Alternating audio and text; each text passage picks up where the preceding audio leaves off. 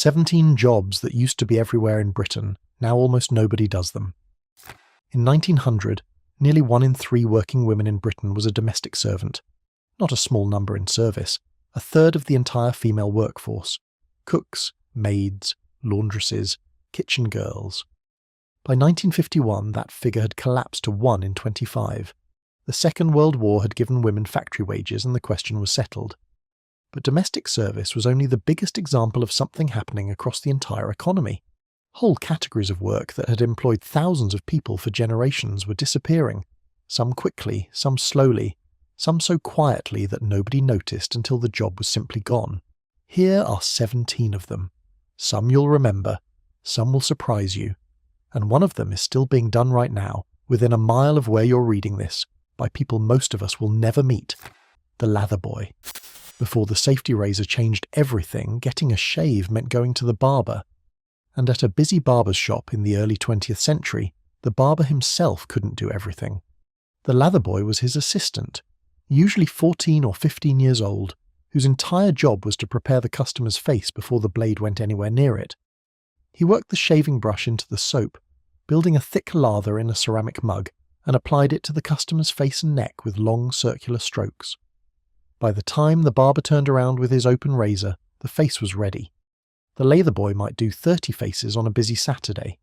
Gillette introduced the double-edged safety razor to Britain in 1908, and men started shaving themselves at home. By the 1920s, the lather boy was almost entirely gone. The job lasted about 2 decades in its busiest form and employed tens of thousands of boys across every town in Britain. The rent collector.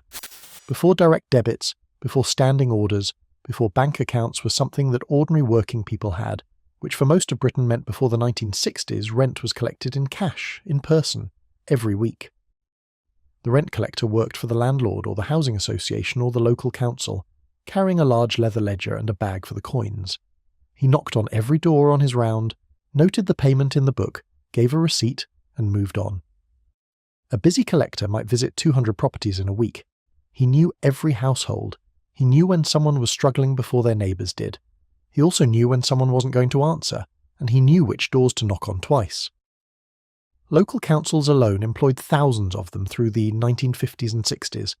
As council housing expanded after the war, so did the workforce needed to collect what it owed. The automation of payments through the 1970s and the spread of bank accounts through the 1980s made the leather ledger redundant.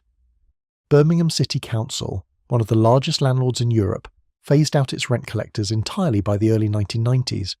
The sagger maker's bottom knocker. This one sounds invented. It wasn't. The Staffordshire potteries ran on saggers, the fireproof clay boxes that protected china and ceramics during kiln firing. Making a sagger required a sagger maker, a skilled man who shaped the sides. But first, someone had to prepare the clay base. That was the bottom knocker. He took a lump of raw clay, set it on a wooden block called a maul, and beat it flat with a mallet until it was the right thickness for the bottom of the sagger. Then the sagger maker fitted the sides. The bottom knocker was almost always a boy, 13 or 14 years old, starting at the bottom in the most literal sense of any job that has ever existed. The title appeared on census returns across Staffordshire from the 1840s onward. Mechanised pressing equipment made the role unnecessary by the 1950s. The title survived in pub quiz questions long after the job itself had gone. The Gandhi dancer. The railways needed maintenance. Every mile of track needed checking, lifting and resetting to keep the rails level and the line straight. The men who did it worked in gangs, moving along the line with long-handled tools, lifting and tamping the ballast, the crushed stone under the sleepers, back into place.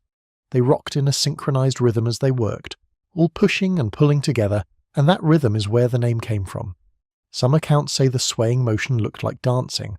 Others say the term came from the brand name on the shovels they used, Gandhi tools, made by the Gandhi Manufacturing Company in America.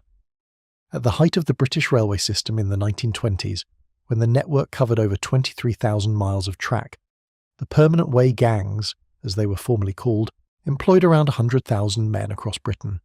Each gang was responsible for a specific length of line, which they knew intimately, walking it in all weather, feeling the track with their boots for the slight give that indicated a soft spot in the ballast below.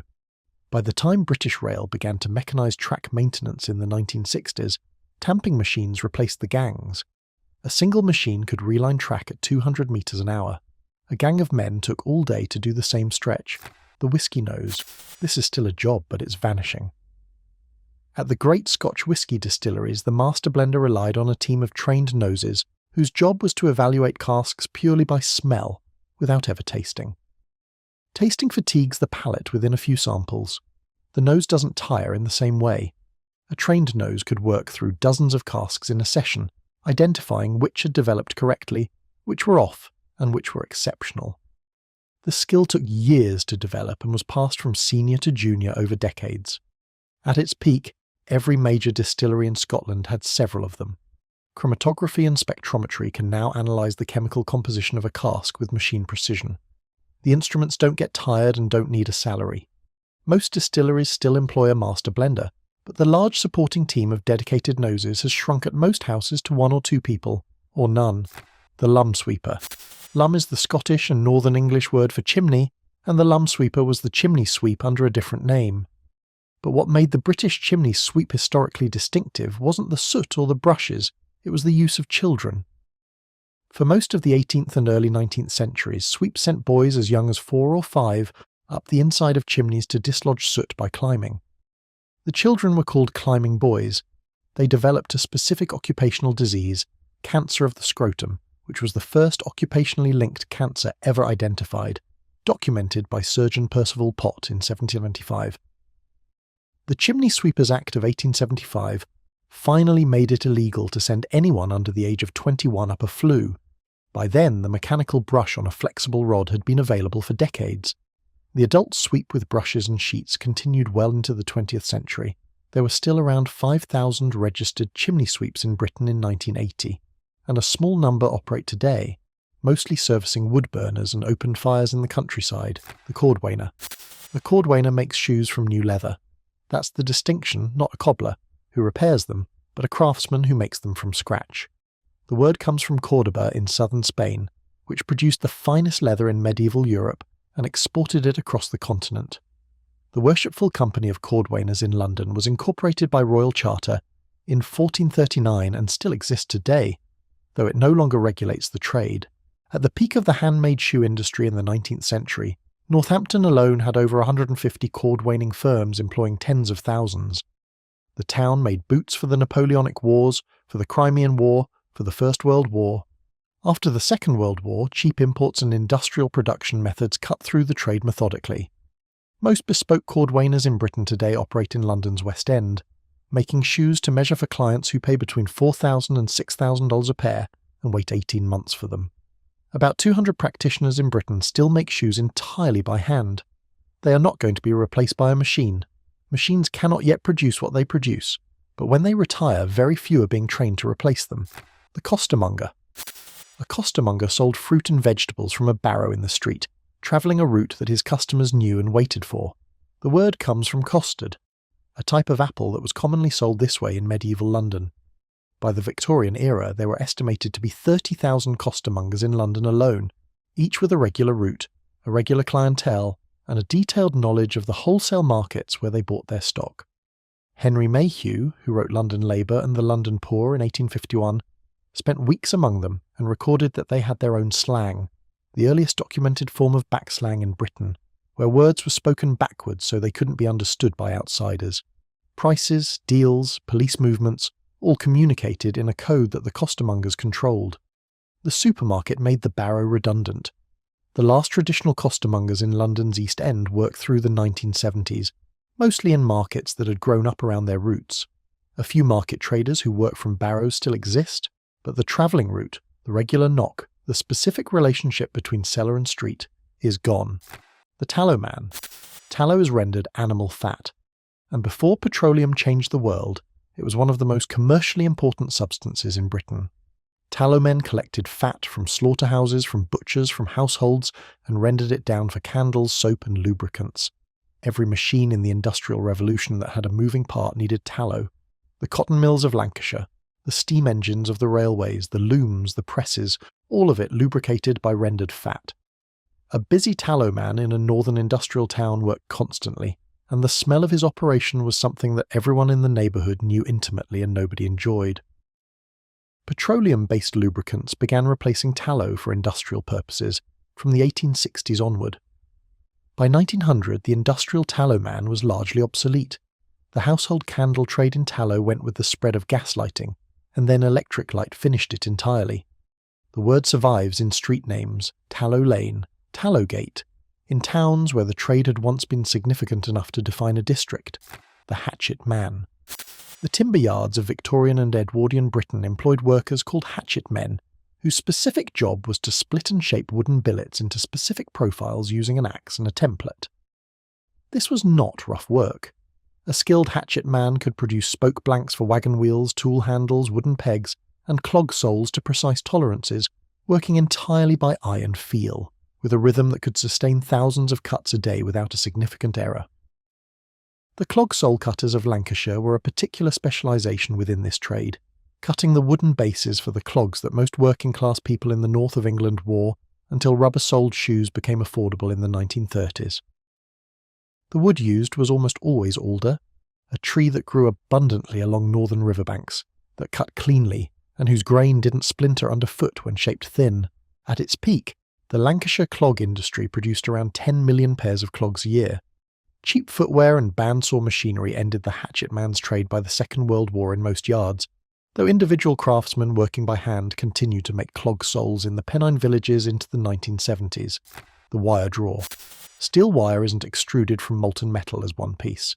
It starts as a rod, and that rod is pulled through progressively smaller dies, hardened holes of decreasing diameter, until it reaches the required gauge. Each pull is called a draw, and the worker who controlled this process was the wire drawer. The skill was in knowing the tension, reading the way the wire moved through the die, and knowing when the metal was becoming brittle from the working and needed annealing, reheating to restore softness before drawing continued.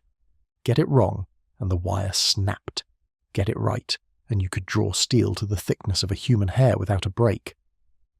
Sheffield and Warrington were the centres of the British wire trade. The Warrington wire industry alone employed over 6,000 people in the 1930s. Full automation of the drawing process eliminated the skilled wire drawer from most mills by the 1970s. The machinery now does in continuous runs what took teams of men working in shifts across a week. The mudlark. The Thames at low tide revealed a strip of mud and debris along its banks, and the mudlarks worked it. They were searching for anything valuable enough to sell: coal that had fallen from barges, copper nails and bolts from ship repairs, iron fittings, bones, rope, and occasionally coins. It was cold, it was filthy, and it was full of hazards. The mud hid broken glass, sharp metal, and a variety of things that came off boats and out of houses that nobody wanted to think about too closely. Children mud-larked alongside adults, and the distinction between them was simply how deep you could go and how long you could last. The Port of London Authority tried to license mudlarking through much of the 19th century, charging sixpence for the right to work the Thames bank. Most mudlarks didn't bother with the licence. As the Thames was cleaned up through the 20th century and the barge traffic declined, there was less and less to find. The commercial mudlark, doing it for survival, was gone by the 1950s. Recreational mudlarking, done with a Thames foreshore licence issued by the Port of London Authority, has actually increased since 2000. The finds are different now: Tudor pottery, Roman coins, medieval pilgrim badges, but the licence costs $90 rather than sixpence. The sand dancer. In the years before linoleum and fitted carpets became affordable for ordinary homes, stone and brick floors needed covering. Sand was spread across the floor in patterns, swirled into rosettes or geometric shapes using a broom or a special tool, and the sand dancer was the man who did it professionally in pubs, market halls, and public buildings. The patterns were functional as well as decorative. Sand absorbed spills, muffled noise, and could be swept out and replaced without cost. A skilled sand dancer could produce surprisingly intricate designs on a large pub floor in under an hour, working from memory, never looking back at what he'd done. The spread of linoleum from the 1870s onward ate into the trade steadily. By the 1920s, it survived mostly in the oldest pubs and covered markets, where landlords who had always had sand on the floor continued to have sand on the floor out of habit and economy, rather than any particular preference. The last commercial sand dancers working regularly in British pubs had finished by the 1950s. The journeyman. Not quite a job in the way the others on this list are jobs. but a recognised legal status that has entirely disappeared. A journeyman had completed his apprenticeship and was qualified in his trade, but had not yet, and might never, achieved the status of master. He was entitled to charge a day rate for his labour, the rate set by his guild. The word comes from the French journée, meaning a day's work. Journeymen were the backbone of every skilled trade in Britain for 4 centuries. They moved between masters, taking their skills from town to town, and in doing so carried techniques from one region to another in a way that no other mechanism could replicate. A journeyman wheelwright who had worked in Bristol, Exeter and York had seen 3 distinct regional traditions and brought elements of all 3 to wherever he settled next. They were the mechanism by which techniques spread. The guild system that gave journeymen their legal standing was effectively abolished by the Combination Acts of 1799 and 1800, which outlawed workers' combinations. The status lingered in tradition through the 19th century, but it was dead as a legal category by 1850. What replaced it was simply being an employee, which is not the same thing, and the loss of the distinction between apprentice, journeyman and master is part of why skilled trades in Britain lost the internal structure that had governed them for centuries. The leech-gatherer. Medical leeching peaked in the early 19th century, when bloodletting was still considered therapeutically sound. Hospitals required large quantities of leeches, and the leech-gatherers supplied them. They worked the shallow ponds and streams of marshland areas, the Somerset Levels, the Norfolk Broads, the fens of Lincolnshire, wading bare-legged through the water to attract the leeches onto their own legs, then collecting them into jars. A good gatherer could collect 1,000 leeches in a day. The export trade in leeches was significant. France was the biggest customer, buying millions from Britain annually in the 1820s and 30s. The problem was sustainability. The leech gatherers were so efficient that they nearly wiped out the native British leech population by the 1850s. Medical practice moved away from bleeding as germ theory and evidence-based medicine developed. The leech gatherer was gone as a commercial trade by 1870. Medicinally applied leeches came back. Pharmaceutical leeches are now bred in controlled conditions in Wales by a company called Biofarm, which holds the only EU licence for medicinal leech production. They supply hospitals for post-surgical use in reconstructive and microsurgery, where leeches prevent blood clotting in reattached tissue. The leech never really left. It just changed employer, the wool stapler. Raw wool from the sheep doesn't go straight to the spinner. It needs sorting first, and the wool stapler did the sorting. He graded fleeces by quality, staple length, and fineness, separating the different grades that would go to different uses: fine wool for worsted cloth, coarser grades for blankets and carpet, the poorest for felt. The skill was in the hands. You pulled a lock of wool apart between your fingers and felt for the length of the fibre, the crimp, the softness, the presence of vegetable matter or kemp, the coarse hair that doesn't take dye and ruins fine cloth. A good stapler's judgment was the difference between a merchant buying good raw material and buying a problem. The wool staplers of the West Riding, the Cotswolds and East Anglia were essential middlemen in the most important manufacturing industry Britain had for 500 years. Wool was England's primary export from the 13th to the 17th century. The Bradford Wool Exchange, built in 1867, was the global centre of the raw wool trade for almost a century. Mechanised testing equipment that measures fibre diameter to a fraction of a micron made human grading redundant in most commercial contexts by the 1980s. A small number of specialist staplers still work in heritage textile mills, and for artisan producers who want hand-sorted fleece for specific purposes. The gas mantle maker. Gas lighting required a mantle, a small mesh sock, usually made from cotton, impregnated with thorium oxide and cerium oxide, that glowed white-hot when a gas flame was applied to it. The mantles were delicate beyond imagination. Fresh from the dipping process before firing, a mantle had to be handled with the breath held and the fingers barely touching. Women did this work, almost exclusively women, in factories in London, Birmingham and Manchester, because the work required patience and fine touch that the factory managers of the early 20th century decided only women possessed. They worked in rows at long benches, handling mantles with minimal contact, keeping the mesh intact through the dipping, drying and packing process. The factories were not safe. Thorium is mildly radioactive, and the women who worked with it for decades absorbed doses that would today require regulatory controls. The spread of electric lighting reduced demand steadily from the 1920s onward. but gas mantles were still being manufactured in Britain through the 1970s for camping equipment, outdoor lighting, and the approximately 1/500 gas lamps that still burn in central London, in the royal parks, around Buckingham Palace, and across much of the Covent Garden area, maintained today by a team of 5 lamp attendants who ride between the lamps on scooters, wind the clockwork timers by hand, and replace the mantles that the mantle makers made. Some of these jobs have vanished so completely that the words for them have gone too. Sagger, maul, staple, tallow, words that were in daily use for centuries, understood by working people across whole regions of Britain, now appearing only in historical dictionaries. When the work ended, the language for it ended with it. That's the less visible loss. Not just the trade, but the vocabulary that surrounded it, the knowledge it carried, and the understanding of how things were made and why.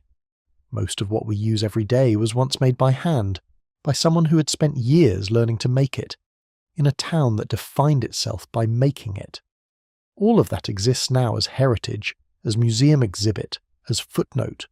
The hands that knew how to do it are gone, and the hands learning to replace them are very few. If anyone in your family worked in one of these trades, or if you remember a grandparent talking about one, drop it in the comments. Some of this history only survives because someone remembers it. Please subscribe to the channel to keep these stories alive.